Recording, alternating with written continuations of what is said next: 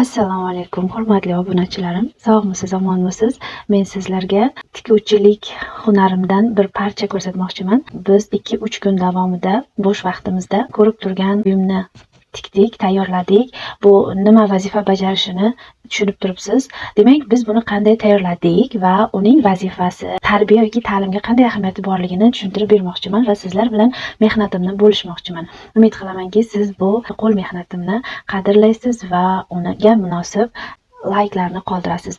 Demak, birinchi navbatda har bir ayol tikish va to'qishga moyilligi bo'ladi. Bu bizni stresslardan, bizni bir yomon xayollarni o'ylashdan qutqaradi, birinchisi. Ikkinchisi, uyda doim keraksiz kiyimlar bo'ladi. Hammamizning uyimizda deyarli aynan o'sha keraksiz kiyimlarni tashlab yuborish yoki uni uvol qilishdan tashqari, siz ularni keraklisiga aylantirishingiz mumkin. Misol, mana shu ko'rib turganingiz paypoqlarni va ishki kiyimlarni tartib bilan solib qo'yadigan bir buyum paydo bo'ldi. Bu buyum bizda keraksiz ko'ylaklar va oddiy ip matolardan va taxtalardan yasaldi. Uyimizda bor imkoniyatlarni olib, uni ishga soldik. Ya'ni kreativlikni, o'ziga xos bo'lgan ijodkorligimizni ishga soldik. Buni biz qizlarimiz bilan birga bajardik. Demak, endi buning vazifasi nimadan iborat?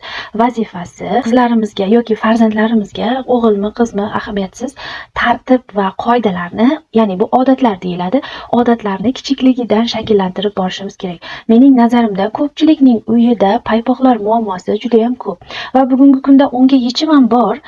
Xitoy mahsulotlari orqali Xitoydan o'sha kerakli paypoqlarni solib qo'yadigan idishlar ham mavjud.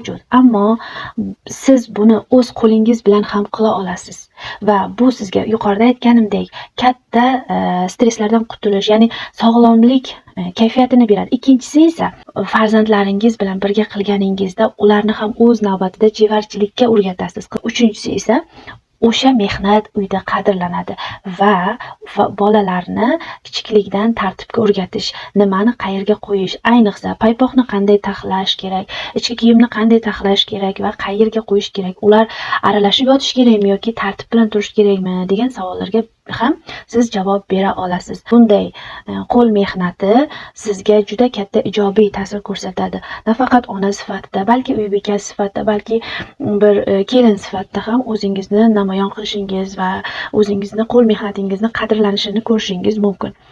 Bu sizni ham sog'lig'ingizga juda katta foydali tomonlari mavjud. Siz ham odatlarni kichik-kichik mana shunday e'tiborsiz, ko'pincha biz oilalarda kuzataman, e'tiborsiz qoldiramiz. Bular aslida haqiqiy hayot bilimi hisoblanadi.